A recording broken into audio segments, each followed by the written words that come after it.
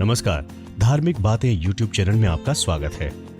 हिंदू धर्म ग्रंथों में जीवन के साथ साथ मनुष्य के मृत्यु के बाद मिलने वाली अवस्थाओं यानी कि योनियों का भी वर्णन मिलता है। दोस्तों, ऐसा माना जाता है कि मनुष्य की मृत्यु के पश्चात उनके कर्म के हिसाब से ही स्वर्गलोक या नरक लोक की प्राप्ति होती है। कुछ धर्म ग्रंथों में यह भी वर्णन मिलता है कि जो मनुष्य अपने जीवन काल में बहुत अधिक पाप करते हैं उन्हें स्वर्गलोक नरकलोक नहीं मिलता, बल्कि उनके कर्मों के हिसाब से एक निश्चित समय के लिए उन्हें प्रेत योनि में भेज दिया जाता है। जब इंसान जीवित रहता है तो पृथ्वी पर खाने की चीजें खाकर जीवित रहता है, लेकिन क्या आप जानते हैं कि जब पाप आत्मा को प्रेत योनि में डाला जाता है तो वो क्या खाकर अपना समय व्यतीत करता है?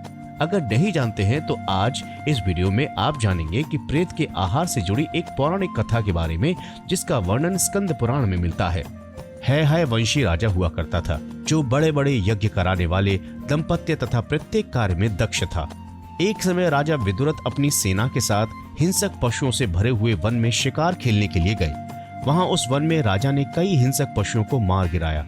बाण लगने के बाद भी जब एक पशु जमीन पर नहीं गिरा, राजा ने भी उस पशु का पीछा करने के लिए अपने रथ को दौड़ाया और वन के दूसरे छोर पर पहुंच गए और उसकी सेना पीछे रह गई। वन का यह हिस्सा बहुत ही भयानक और भय उत्पन्न करने वाला था।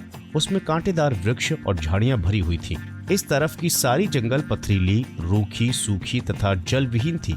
इस दुर्गम वन का अंत ढूंढते हुए राजा विदुरथ अपने घोड़े को कोड़े से पीट पीट कर हाँकने लगता है। घोड़ा हवा से बातें करने लगता है और उसने राजा को सब जंतुओं से दूर कर दुर्गम जगह पर पहुंचा दिया और अंत में घोड़ा भी गिर गया। तब फिर भूख प्यास से व्याकुल राजा उस वन के अंदर पैदल ही चलने लगे। इतने में ही उसने आकाश में 3 भयंकर दिखने वाले जीव देखे, जिन्हें देखकर राजा डर से थर्राने लगा और उन तीनों जीवों ने भी राजा को देख लिया था। तो अपना अंत समय समझकर विदुरथ ने उनसे बोला कि तुम लोग कौन हो? मैं भूख प्यास से पीड़ित राजा विदुरथ हूँ। शिकार के पीछे पीछे मैं यहाँ आ पहुंचा हूँ। तो उन तीनों प्रेतों में से जो सबसे ज्येष्ठ था, उन्होंने विनय पूर्वक कहा, महाराज, हम तीनों प्रेत हैं और इस वन में रहते हैं। हम लोग अपने कर्म जनित दोष से इस प्रेत योनि का दुख उठा रहे हैं। तब फिर उन्होंने कहा कि मेरा नाम मासांध है और ये मेरा दूसरा साथी विदेवत और तीसरा साथी कृतघ्न है, जो हम सबसे बढ़कर पापात्मा है। ये सुनकर राजा विदुरथ अचरज में पड़ गए और फिर उन्होंने मासान से पूछा कि प्रेत क्या होता है? तब फिर मासान ने बोला, हे राजन, जो मनुष्य चुगली करने वाला, दूसरों को कष्ट देने वाला तथा गुरु की सैया पर सोने वाला और जो वेदों तथा ब्राह्मणों की निंदा करता है, ब्राह्मण कुल में पैदा होकर मांस खाता है और जो सदा दूसरे प्राणियों के साथ हिंसा करता है, वो प्रेत होता है।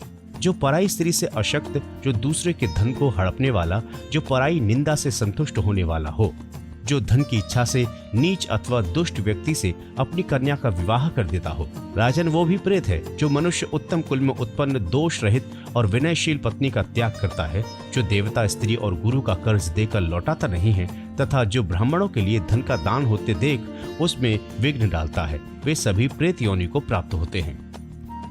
तब फिर राजा ने उनसे पूछा कि तुम प्रेत कैसे बने? तो फिर मासान ने उनका जवाब दिया कि हे राजन, हम सभी अपने अलग अलग कुकर्मों के कारण एक साथ प्रेत योनि मिली है।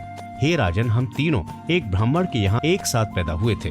राजा ने उनसे पूछा कि प्रेतों को कौन सा खाना पसंद है? तब मासान ने बोला कि हे राजन, जिस घर में भोजन के समय स्त्रियों में युद्ध होता है, जहाँ भोजन से पहले भगवान का नाम नहीं लिया जाता, जहाँ पर भोजन कर रहे हैं वहाँ स्थान पवित्र ना हो, जिस घर में कभी झाड़ू ना लगता हो तथा मांगलिक कार्य ना होते हो, जहाँ अतिथियों का सत्कार न किया जाता हो, जिस घर में वेद मंत्रों की ध्वनि नहीं होती हो, जिस घर में फूटे बर्तनों का त्याग ना किया जाता हो, हम वहाँ वास करते हैं और वहीं पर भोजन करते हैं। तो ये वीडियो आपको कैसा लगा जरूर बताएं कमेंट सेक्शन में। नमस्कार।